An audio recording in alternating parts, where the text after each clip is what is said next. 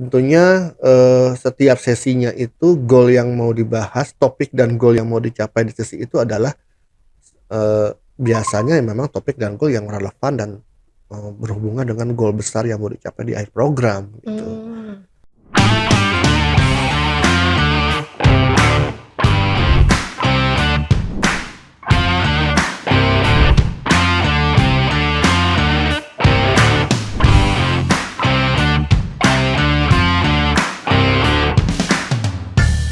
Halo teman-teman, kembali lagi dengan saya Aisyah di YouTube channel Dunia Leadership Coaching. Oke, pada sesi kali ini kita mau bahas nih teman-teman mengenai klien. Gimana sih cara memonitoring klien? Apakah ada model atau teknik tersendiri di dalamnya gitu ya, yang akan dilaksanakan oleh coach-nya. Oke, sebelum itu kita simak yang berikut ini dulu ya. Sebelum Anda lanjut nonton video ini, silakan Anda subscribe, like, dan share kepada teman-teman Anda sehingga channel ini bisa bertumbuh. Oke teman-teman, kita kembali lagi nih. Sekarang kita sudah bersama Coach Aditya Amijaya. Kita sapa dulu yuk coachnya. Halo Coach Adit. Halo. Gimana Coach kabarnya? Alhamdulillah baik. Oke, kita udah lama nggak ketemu ini Coach. 2 mingguan ya kurang lebih. Coach ada kegiatan apa aja selama 2 minggu itu? 2 minggu. Apa ya, kalau minggu lalu sih saya lagi ada apa sih, emang lagi, keluar ke Kuala Lumpur, maaf. Oh, Keluar keluar negeri ya, Kuala Lumpur. ada kegiatan apa emang Coach di Kuala Lumpur itu? Saya itu padat ya kegiatannya. Hari Selasanya, tanggal 8 berarti ya. Hari Selasa itu ada rapat, para chapter presiden ICF se-Asia Pasifik. Se-Asia Pasifik. Nah, kemudian besoknya tanggal 9 itu ada, saya diundang untuk menjadi salah satu pembicara di panel discussion-nya ICF Malaysia, di konferensinya ICF Malaysia di Unitar ya, Universitas di Malaysia itu. Jadi padat gitu. Oh, gimana pengalaman kemarin Coach? Apakah menyenangkan? Dapat ilmu baru lagi nggak nih Ya Coach? seru lah, banyak pengalaman, banyak hal-hal baru yang didapat. Kalau yang dari yang hari Selasa itu rapat dengan ICF chapter presiden yang lain itu, lebih kepada apa ya, saling mengenal, kemudian saling, kesepakatan untuk berkolaborasi lebih jauh lagi, bagaimana membesarkan coaching di Asia Pasifik. Kemudian kalau yang Malaysia itu ya ICF Malaysia kan itu konferensi mereka pertama yang in person lagi semenjak Covid gitu ya. Tapi cuma setengah hari gitu ya. Cuman di situ juga saya, jadi speaker, jadi narasumber, kemudian membahas tentang, bagaimana mendemokratisasikan coaching. Maksudnya gini, bagaimana coaching itu supaya bisa lebih diakses lagi oleh banyak orang. Oh, keren banget, luar biasa ya Coach. Berarti di pertemuan itu emang isinya para coaches semua nggak sih Coach? Rata-rata coaches dan juga para praktisi pengembangan SDM ya. Para Oh, leaders juga dari perusahaan, kemudian juga, ya orang peminat-peminat coaching lah. Belum tentu mereka coach, tapi mereka memang tertarik dengan coaching gitu tertarik pesertanya. dengan ilmunya gitu ya Coach Ya ya? sekitar 200 sampai 300 peserta. Wah, banyak juga ya Coach ya? Lumayan setengah hari, tapi Oke, 300 orang. luar biasa sekali ya teman-teman. Oke Coach, ngomong-ngomong soal coaching ya Coach ya, kita mau bahas juga nih mengenai tahapan ataupun model yang bisa kita gunakan dalam proses coaching itu untuk memonitoring Coach. Emang ada model yang lain lagi nggak sih Coach? Ya, jadi kalau memonitoring itu mungkin maksudnya gini ya, ketika di sesi coaching itu si klien mendapatkan suatu awareness baru, kemudian dari awareness baru itu diubah menjadi suatu action plan gitu ya. Nah, action plan ini kan harus dijalankan oleh coach oleh si klien tersebut ya. Nah, kemudian biasanya gitu ya, kalau saya, akan apa ya, paling lambat itu saya monitor, saya progresnya ya, perkembangannya itu di sesi berikutnya gitu. Nah, cara memonitor progresnya itu ya, progress monitoringnya itu, bisa menggunakan model juga nih gitu ya. Yang saya gunakan kan Tigro ya. Oh, Tigro. Itu Tigro apa sih Coach? model. Kalau yang saya ajarkan ke peserta pelatihan coaching saya ya. Tigro model. Jadi dalam model coaching itu, dalam meng-coaching itu ada fase-fase yang dijalani gitu ya, yang harus Lalui. dibahas. Oh, Nah, yang oke. dibahas, yang di-address dalam sebuah sesi coaching. Dari mulai topik, kemudian goal yang mau dicapai apa, ya, topik coachingnya apa, G-nya itu goal yang mau dicapai di akhir sesi coaching itu apa, kondisi reality dari klien itu apa, gitu ya. Di sini biasanya saya explore sampai mereka mendapatkan suatu awareness baru, gitu ya. Dari awareness baru itu baru mereka menentukan opsi-opsi solusinya apa. Dari opsi-opsi solusi itu dipilih solusi mana yang paling baik dan kemudian diubah menjadi suatu action plan dan kemudian ditetapkan komitmennya, gitu. Komitmen mereka untuk menjalankannya. Gitu. Nah, pertemuan berikutnya paling lambat sih. Kadang-kadang juga saya memantau di antara sesi sebelumnya dan sesi berikutnya. Nah, di situ saya juga pantau, tentu dengan agreement dari mereka ya, mana yang harus dipantau dan seperti apa. Dan biasanya saya juga menggunakan metode Tigro lagi dalam memantaunya itu. Monitoring progresnya. Progres dia, apakah action plan-nya dilakukan, gitu ya. Kalau dilakukan hasilnya seperti apa, berhasil atau nggak berhasil. Kalau nggak dilakukan kenapa, terus kemudian next-nya bagaimana gitu. Berarti di follow up lagi terkait Tigro yang dibahas gitu ya Coach ya? Action plan-nya, Action plan dari hasil coaching tersebut. Oke, kan kalau di Tigro sendiri tuh ada T-nya itu topik ya Coach ya? Itu di setiap pertemuan apakah topiknya berbeda atau melanjutkan Coach? Ya, jadi kalau dalam sesi coaching itu kan coaching kan nggak hanya sekali pertemuan ya, bisa 3 kali, 6 kali sesuai dengan kesepakatan gitu ya. Yang tujuannya kan untuk mencapai goal yang mau dicapai di akhir program coaching ya, gitu. Outcome-nya apa dari program coaching ini, gitu kan, hasil yang mau dicapai apa. Nah, tentunya setiap sesinya itu goal yang mau dibahas, topik dan goal yang mau dicapai di sesi itu adalah biasanya memang topik dan goal yang relevan dan berhubungan dengan goal besar yang mau dicapai di akhir program gitu. Jadi itu.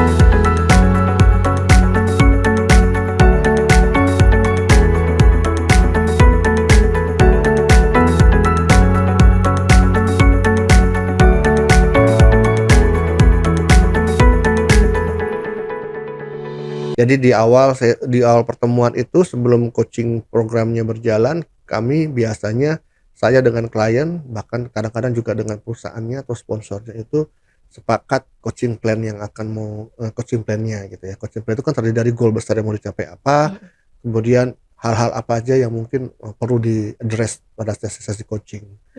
Gitu. Walaupun itu tetap fleksibel sih gitu ya. Artinya tetap semua agendanya kembali ke klien gitu ya. Walaupun kita sepakati di awal itu bisa jadi kan di awal kan kesepakatan itu kan masih perencanaan ya, belum tentu semuanya bisa terpikirkan gitu.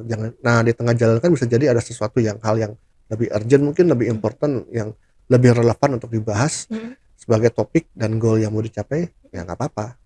Oh, berarti ada kemungkinan untuk berubah setiap saatnya gitu Bisa, untuk topik ya Coach ya? bisa.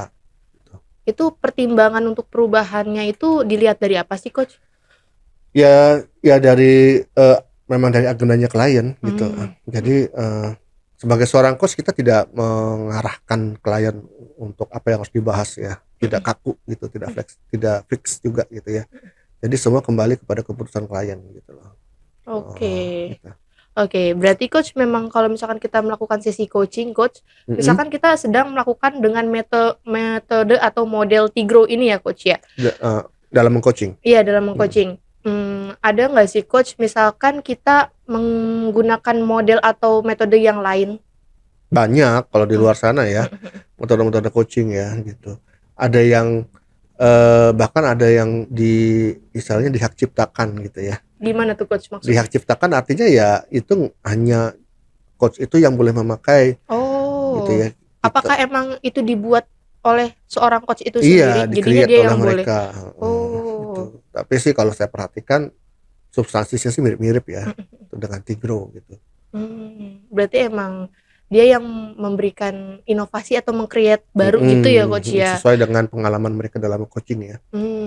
Berarti memang bisa menciptakan suatu metode sendiri ya coach. Boleh. Kalau coach Adit sendiri menciptakan suatu model atau metode baru nggak sih coach dalam melakukan coaching ini? Enggak sih, saya nggak menciptakan metode yang baru, saya menggunakan metode yang sudah berlaku umum ya, Mhm grow mhm. model, Mhm.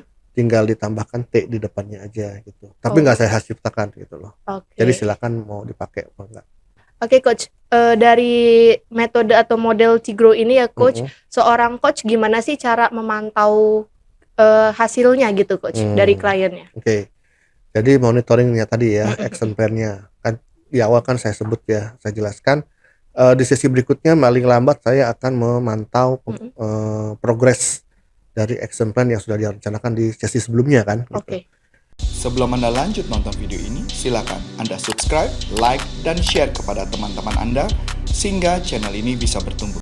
Metodenya saya banyak juga sih, ada tuh metode-metodenya lagi gitu Mhm ya. mhm. Ada yang secara free flow aja, ada yang menggunakan framework atau metode khusus gitu ya. Mhm mhm. Kalau saya tetap menggunakan Tigro dalam memantau itu gitu. Oke.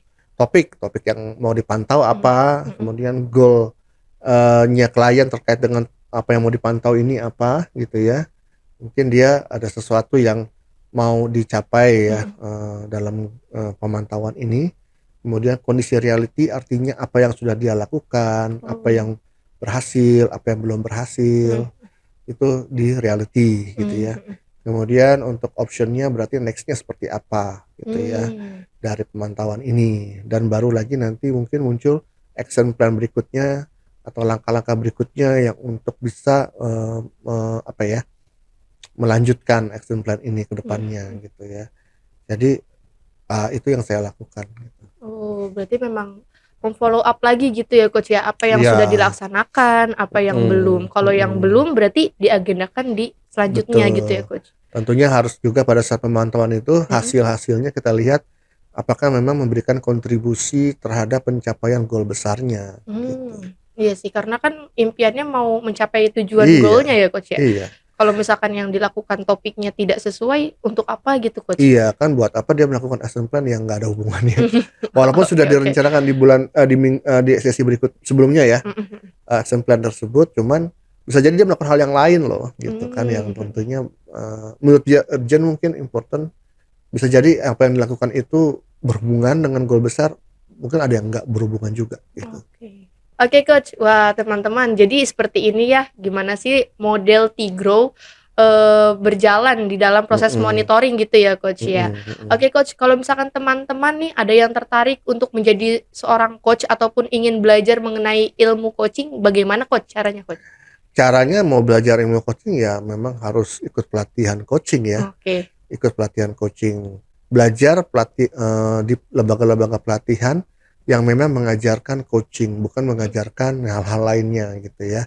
Jadi coaching itu ada kompetensi dan kode etik tersendiri yang harus dikuasai oleh seorang coach profesional mhm. gitu ya. Dan tentunya lembaga pelatihannya pun yang harus sudah diakreditasi oleh lembaga regulasi coaching dunia ya gitu, untuk memastikan memang kualitasnya sesuai dengan standar yang benar gitu.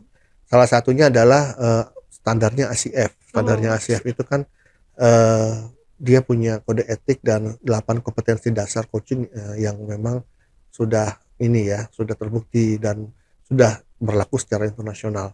Jadi ICF tidak mengajarkan coaching, mhm mereka hanya menyusun standar kode etik dan kompetensinya mhm. yang kemudian mereka membebaskan lembaga-lembaga pelatihan seluruh dunia untuk mengajarkannya asalkan eee, sudah dipastikan yang diajarkan itu memang sesuai dengan standarnya ICF dengan Wah. cara akreditasi, Mmm. diakreditasi gitu ya. Mhm. Nah, kalau teman-teman mau belajar coaching, jadi carilah lembaga pelatihan coaching yang sudah diakreditasi oleh ICF. Karena pasti materinya, kurikulum yang diajarkan itu udah benar-benar kurikulum coaching yang standar ICF gitu. Mhm. Kalau kita corporate consulting punya lembaga pelatihan coaching yang sudah diakreditasi oleh ACF ya 75 jam ya, karena minimal ACF itu menstandarkan mengajarkan coaching itu, belajar coaching itu 60 jam gitu ya, 75 jam ya. Di sini teman-teman bisa cari di www.corporaconsulting.com, cari di situ program sertifikasi coaching. Silakan baca-baca di situ keterangannya, dan kalau mau ada yang mau ditanyakan lebih lanjut ada kontak personnya ya, dan silakan daftar untuk di schedule di jadwal berikutnya gitu ya. Oke teman-teman, seperti itu ya caranya, bisa daftarkan langsung dan kunjungi websitenya. Oke, sekian dulu bincang-bincang ataupun penyampaian informasi pada sesi kali ini nih teman-teman. Semoga ilmu yang disampaikan bermanfaat untuk teman-teman ya. Kalau teman-teman memiliki pertanyaan, boleh banget tulis di kolom komentar. Jangan lupa like, subscribe, dan supaya channel ini bisa terus tumbuh dan berkembang. Saya Aisyah Ramawati. Saya Ditya Mijaya. Sampai jumpa di pertemuan berikutnya. Sampai jumpa.